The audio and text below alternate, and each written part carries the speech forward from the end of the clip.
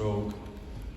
Here are my disclosures. I love thrombectomy and I'm highly biased, so take it with a grain of salt. So here is the key question now, right? After all these clinical trials, the question that you pose is, should you be then treating all patients? Should everyone with an LVO and a high NIH stroke scale undergo thrombectomy? And then the typical question is, answer to this question, if I ask Andre, he's gonna say maybe the majority, but not everybody. The answer is no. Then I'm gonna ask you why. Why the answer is no? And typically people will say because the procedure may be futile. And then I'm gonna ask you, how do you know the procedure is gonna be futile? And then you're gonna say, well, because you can do all this real cool image, and with this cool image, I can predict the outcomes. And that is true. Imaging is a predictor of outcome. It does that reasonably well, but imaging does not nullify the benefit of thrombectomy. Therefore, imaging should not be used to exclude patients from treatment alone. We're gonna get that to the very last slide, why you still can use imaging in your decision-making process, but please be humble. It tells you prognosis. We don't really know very well what completely nullifies a benefit. And here is a proof of concept. This is a study that was done at the place where I trained and worked for the first 5 years of my career, Mass General Hospital. Sophisticated people, they were given clinical imaging scenarios of patients that were going to undergo thrombectomy, and they were asked a simple question. With this clinical scenario and with this imaging, I want you to tell me if this patient is gonna have an MRS 0 to 2, or 3 to 4, or 5 to 6. And they were wrong over half of the time, okay? So worse than flipping a coin. That essentially tells us that we are not God. We don't know what's going to happen to these patients. And then, if you want to talk about futility, please educate yourself first. Futility is an unacceptable likelihood of achieving outcomes, that it's deemed by the patient, and in the absence of the patient opinion, it's not your opinion, but rather the opinion of the family. If you have to put a number on that likelihood, it's less than 1%. Moreover, do not confuse medical futility with healthcare rationing. You're not talking about cost effectiveness here. You're talking about no chances or almost no chances of a good outcome that in the opinion of the patient would justify doing an intervention. So I think this pretty much buys the patient the benefit of the doubt, most of the time, if not invariably. And it's cost effective, by the way. If you want to look at the cost effectiveness, even in large cohort trials, it's pretty much unanimous. Every time you look at the cost effectiveness of thrombectomy, we see a benefit. By the way, I'm still waiting for the cost effectiveness analysis of the IRIS trials. I haven't seen those yet, right? We keep talking about withholding thrombectomy. I have no problems giving thrombolytics prior to thrombectomy, but you should study the cost effectiveness of that. So let's talk about the decision-making thrombectomy. Why things have gotten so complicated. We have made tremendous mistakes along the way. In order to not make the same mistakes in the future, you have to understand the past. And here is the past of intra-arterial treatment of stroke. It starts so beautifully. It goes back to 1958 with this paper from Sussman and Fitch. And they inject plasmine in the carotid artery in some cases of ICA and MCA occlusion.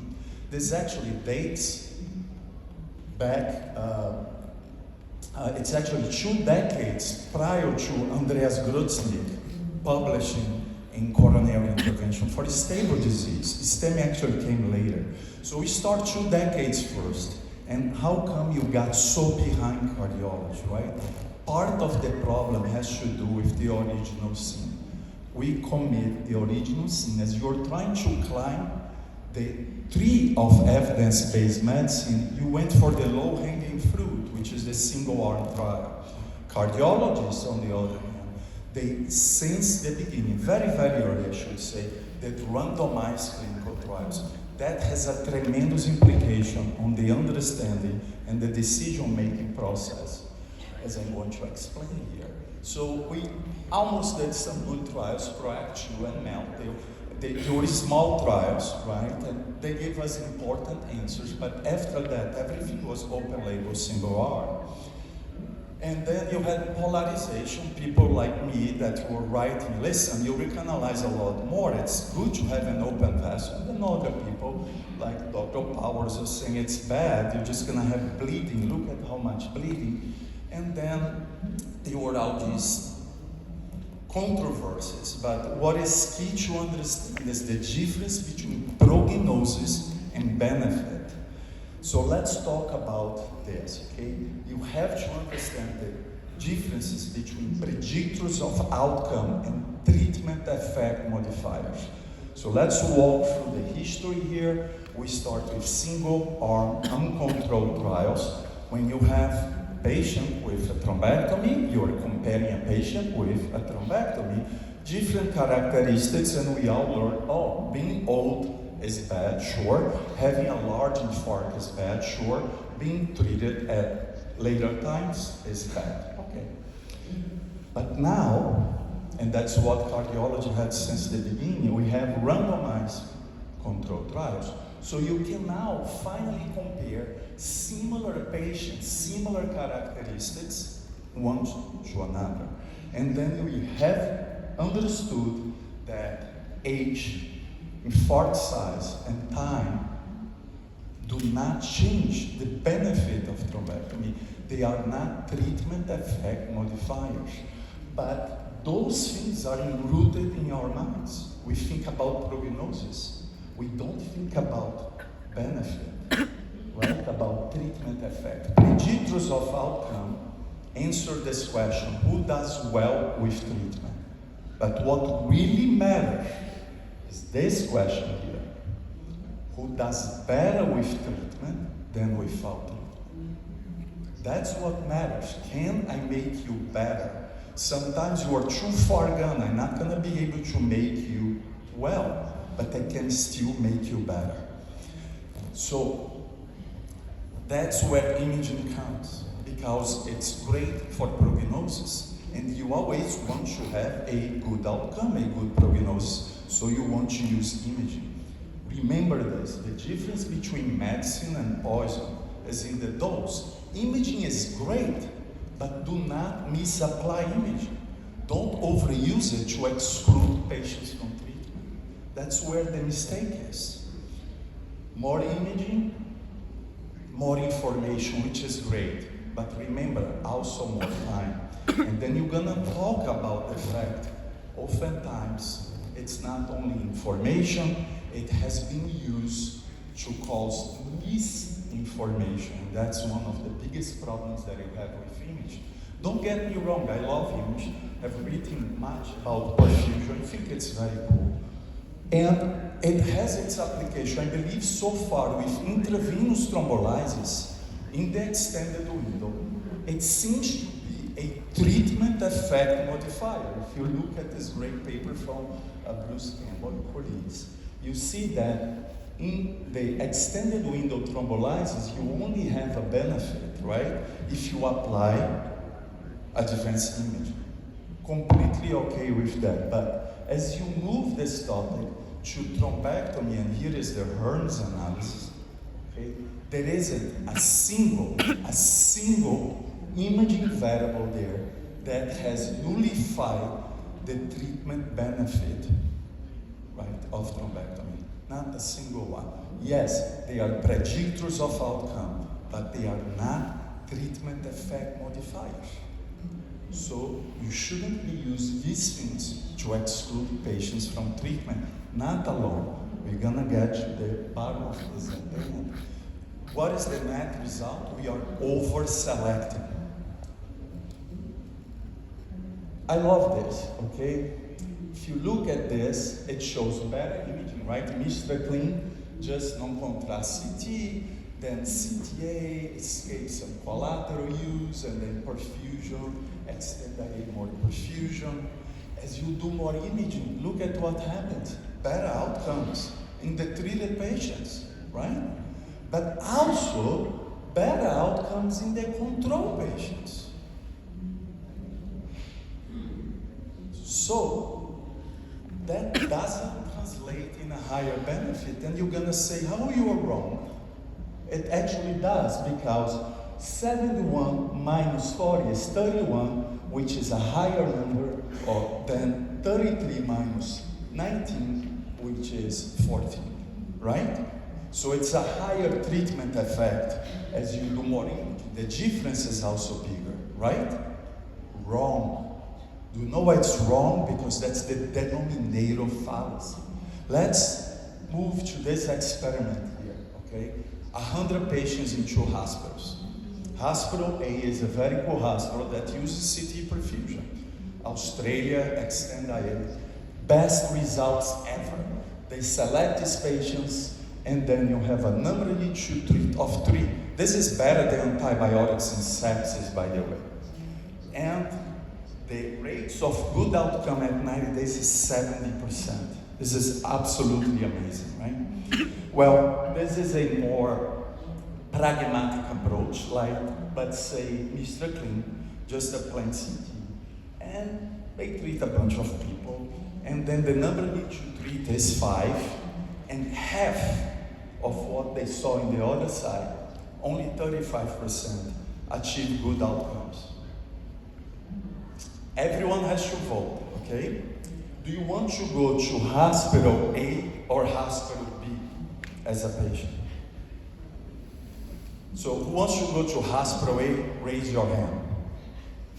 Hospital A? All right, okay. Who wants to go to hospital B? Raise your hand.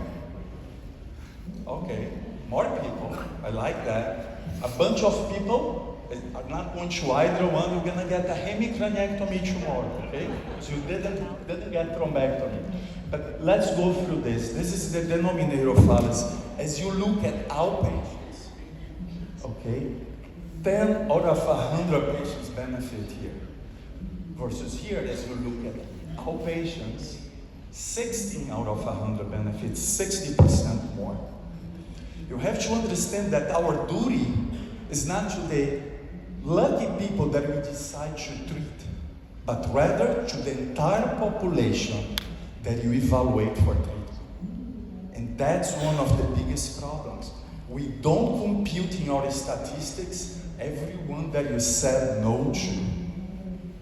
And that's absolutely ridiculous. You can't look at your outcomes in the patients that you did thrombectomy.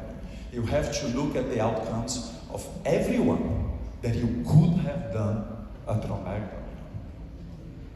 And same thing applies whether it's imaging, no imaging, more imaging, less imaging, smaller course, larger course.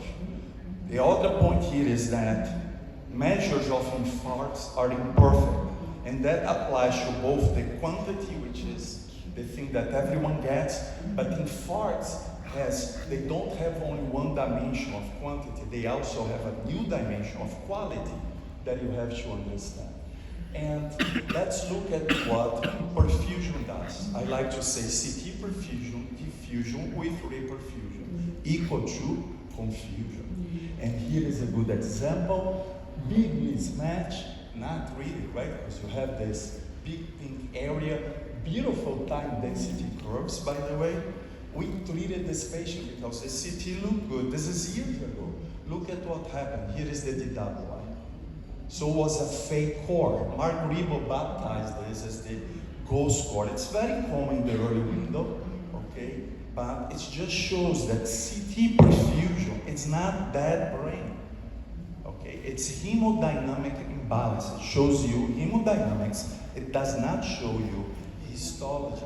So do not exclude the patient with a good-looking CT and a bad-looking CT perfusion. Okay, you can't do that.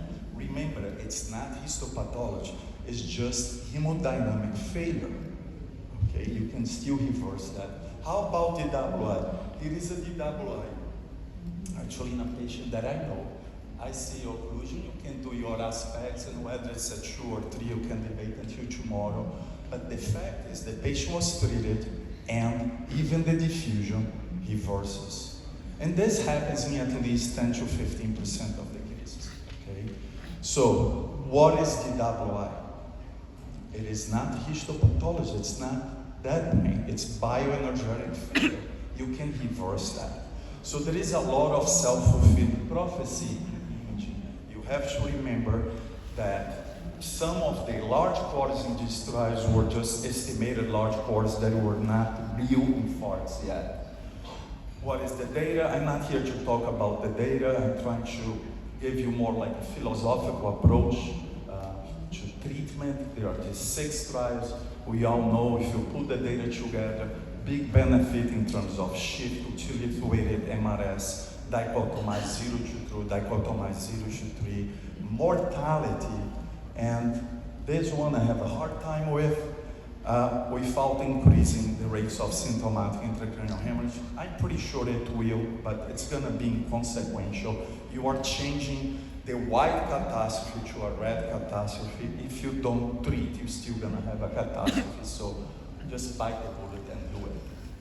0 to 2 aspects, this is study level meta-analysis. Even if you exclude LASTE that use a lot of MRI, you still have a statistically significant benefit with an odds ratio of essentially 1.5. Then some people say, well, I don't want to do this treatment because I'm afraid that I'm gonna create zombies, I'm gonna create vegetables, right? Let's look at the data.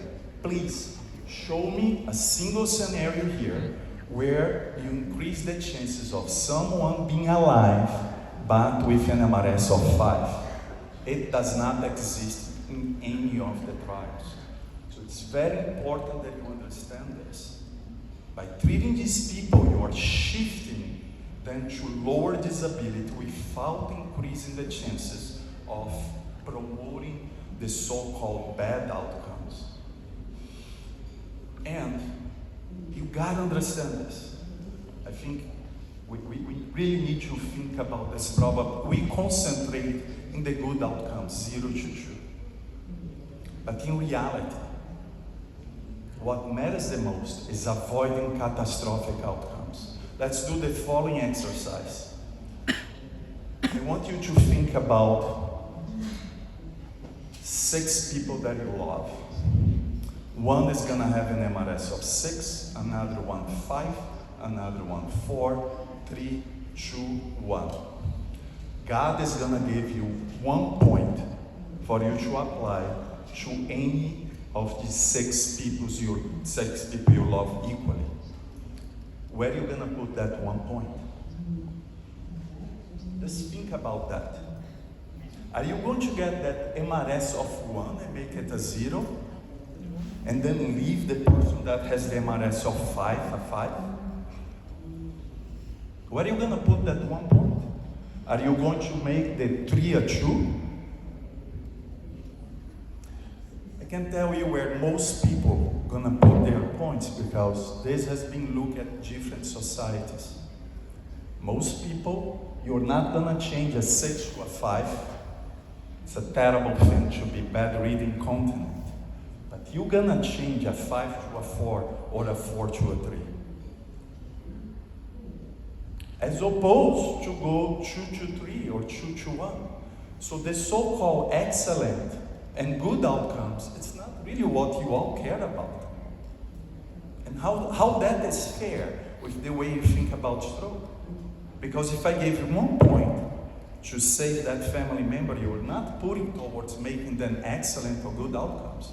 You are changing the catastrophic outcomes. So you're looking at this in the wrong way. Then you say, well, You treat these people, and you know, a lot of these 4 or 5s, they're gonna die in 1 year. It's not true. 11% increased death in select, 0% in tension. So these people stay alive with miserable lives. If they are a 5, they're gonna live like a 5 for another year. Okay, if they are a 4 for another year. And then in the next few minutes, I just want to try to walk over why this works.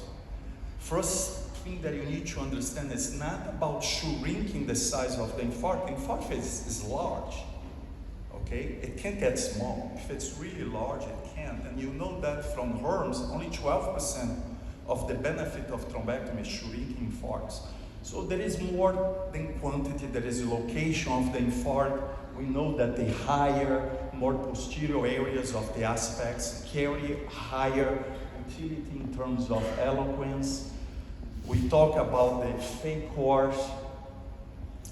This is what we learn. You're stuck with this idea of penumbral rescue, right? You stop the infarct growth. You stop the green from becoming red. And that's true, you do that, okay?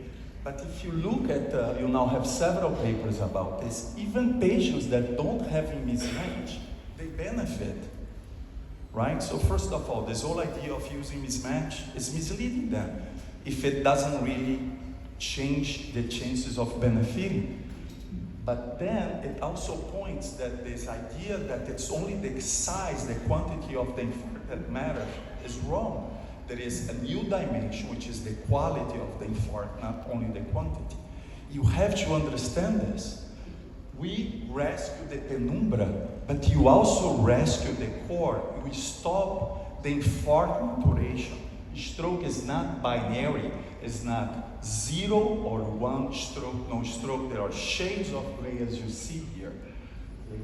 It's important that you understand this concept, that you don't only treat the neurons, you're treating the whole neurovascular unit, and the vulnerability of the different cell elements to ischemia varies, right? The white matter is a lot more resilient than the gray matter. The metabolic rate is lower, okay? And white matter is very, very important in motor recovery. So it's important that you understand that it doesn't go from normal to pannecrosis like this.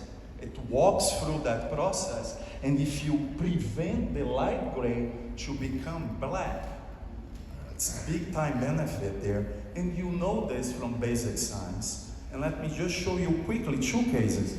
ICA occlusion, high NIH, treat the patient, had an ACA, MCA thrombus, treat, reperfuse.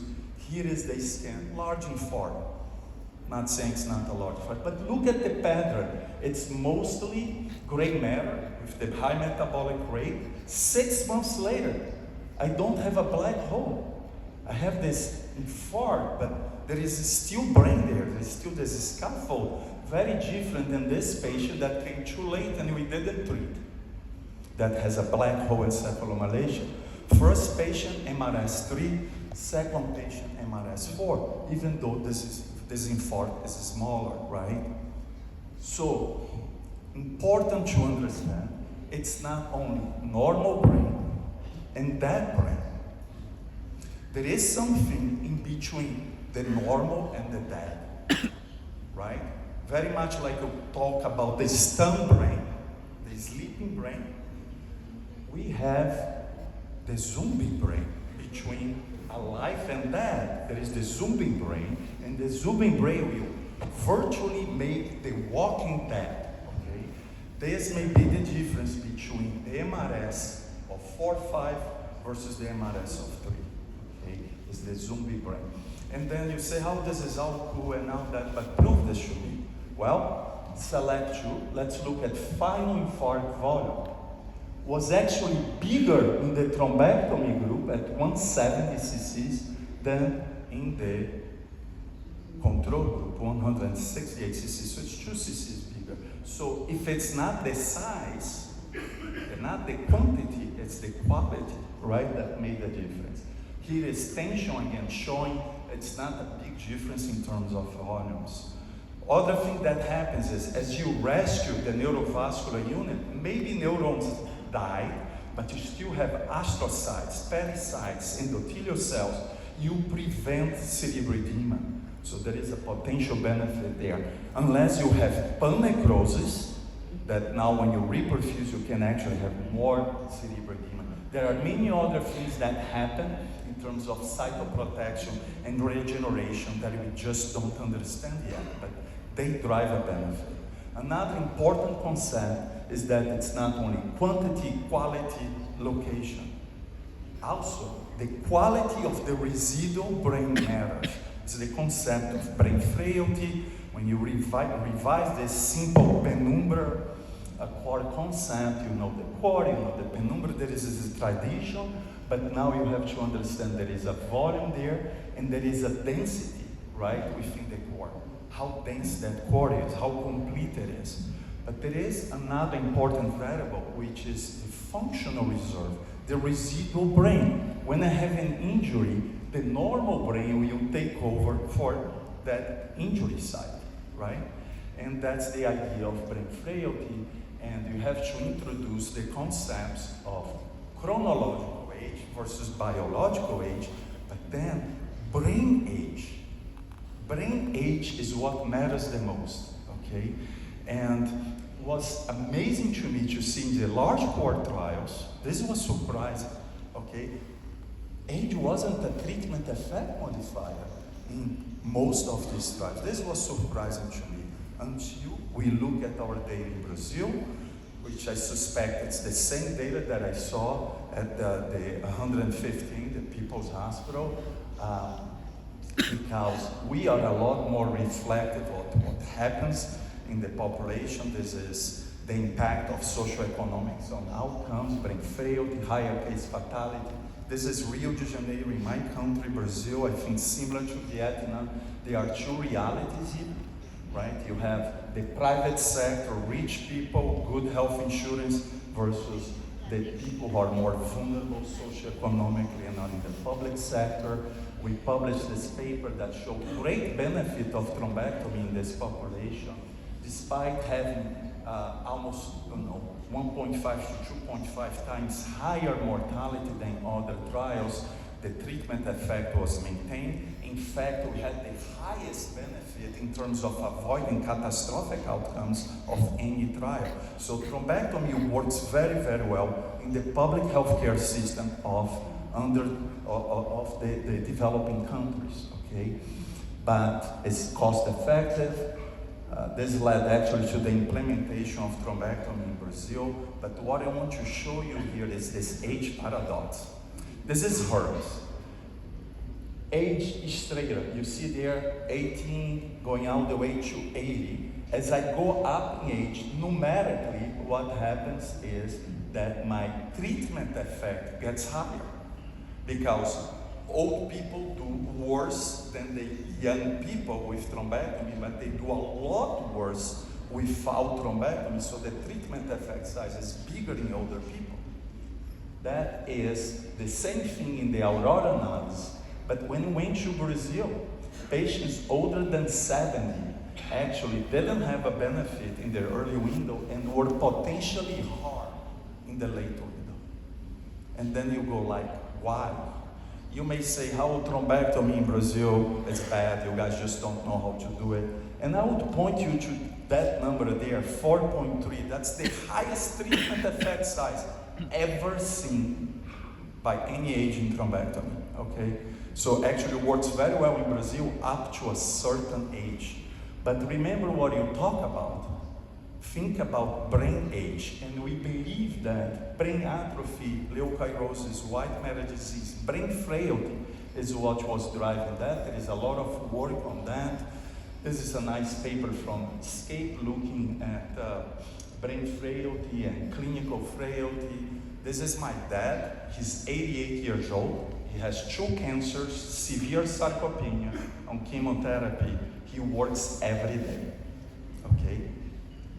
Terrible physical frailty. If my dad has a stroke and comes in a stretcher at age 88, many of you would say, I'm not treating this man.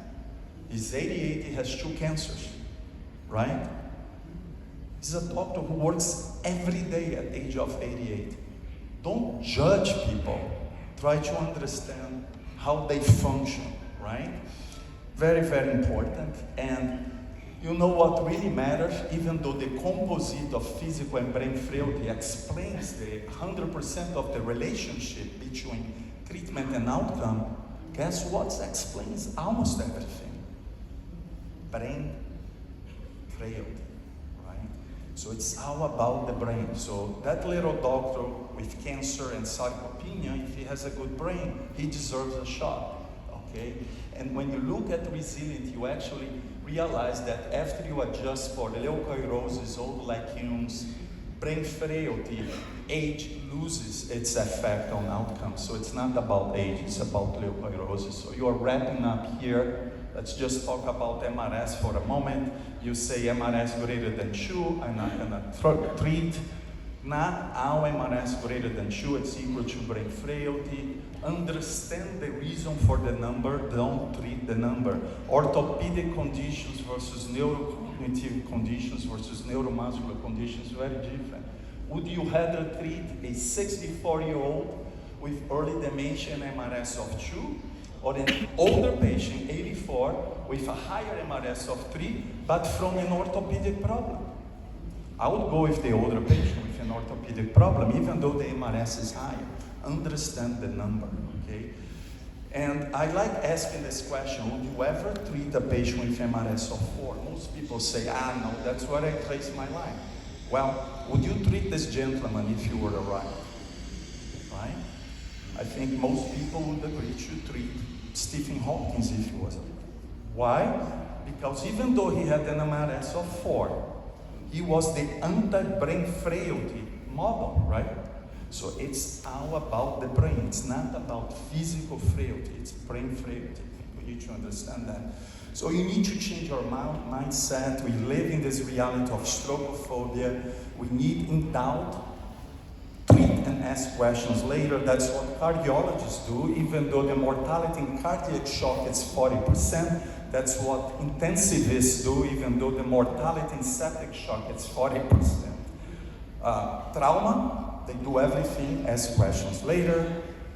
They want to talk about cost effectiveness. Talk to an oncologist, please.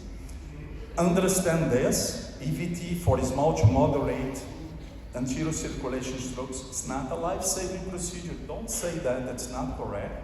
It's only a disability-sparing procedure. That actually has a bigger impact. Let me explain why. The reason is, if you don't treat STEMI, sepsis, trauma, cancer, the patients will die. The family cries, and it's sad.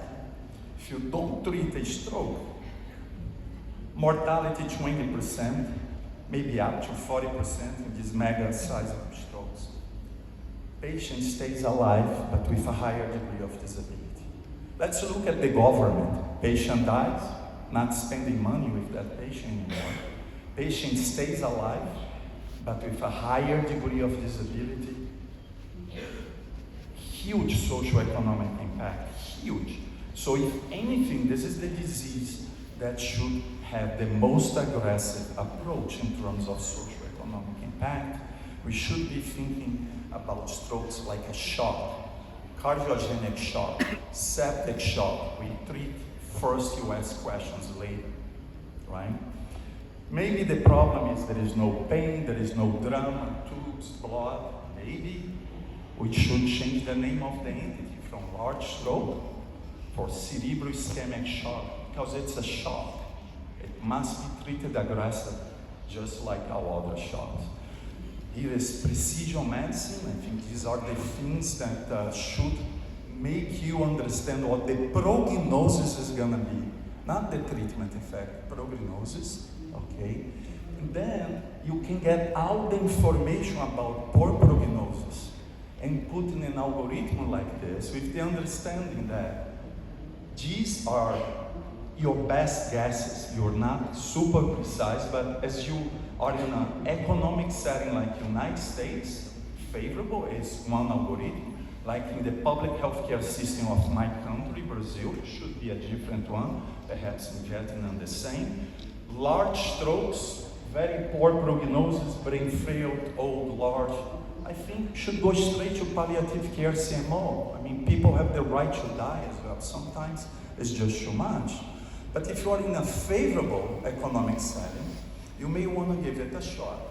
Ask the family, is an MRS 3 to 4 acceptable to you? If they say yes, treat and hope for the best. That's all what you can do. If they say no, make sure you tell them that you're gonna make the patient CMO, right?